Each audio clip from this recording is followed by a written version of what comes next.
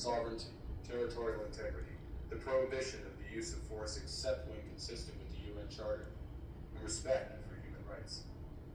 And pragmatic in recognizing that progress is often incremental, that interests diverge, that not every partner will share all of our values. So we're engaging broadly, strategically, with open eyes. We actively take on the world as it is, not wait around for a world we wish to be.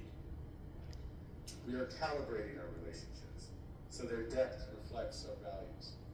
And we're prioritizing broad engagement to maximize our influence, given the fluidity of the world at the moment, the risks that this poses, and the stakes for what comes next. And we are no longer just relying on the strength of our values, but also the value of our strength. We are building that strength at home.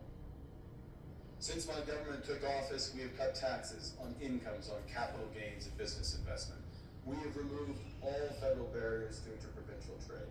We are fast-tracking $1 trillion of investments in energy, AI, critical minerals, new trade corridors, and beyond. We're doubling our defense spending by the end of this decade, and we're doing so in ways that build our domestic industries. And we are rapidly diversifying abroad. We've agreed a comprehensive strategic partnership with the EU, including joining SAFE, the European Defense Procurement Arrangements. We have signed 12 other trade and security deals on 4 continents in 6 months. The past few days, we've concluded new strategic partnerships with China and Qatar. We're negotiating free trade pacts with India, ASEAN, Thailand, Philippines, and Mercosur. We're doing something else. To help solve global problems, we're pursuing variable geometry. In other words, different coalitions for different issues based on common values and interests. So on Ukraine, we're a core member of the Coalition of the Willing and one of the largest per capita contributors to its defense and security. On Arctic sovereignty, we stand firmly with Greenland and Denmark and fully support their unique right to determine Greenland's future.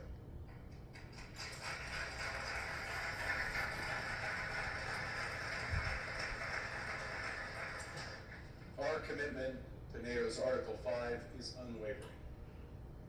So we're working with our NATO allies, including the Nordic Baltic 8, to further secure the alliance's northern and western flanks, including through Canada's unprecedented investments in over-the-horizon radar, in submarines, in aircraft, and boots on the ground, boots on the ice.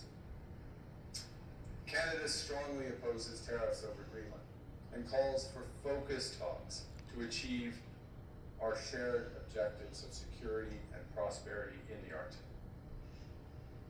On plurilateral trade, we're championing efforts to build a bridge between the Trans-Pacific Partnership and the European Union, which would create a new trading bloc of 1.5 billion people.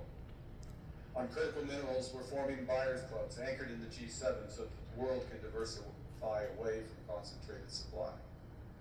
And on AI, we're cooperating with like-minded democracies to ensure that we won't ultimately be forced to choose between hegemons and hyperscalers. This is not naive multilateralism, nor is it relying on their institutions. It's building coalitions that work, issues by issue, with partners who share enough common ground to act together. In some cases, this will be the vast majority of nations. What it's doing is creating a dense web of connections across trade, investment, and culture on which we can draw for future challenges and opportunities.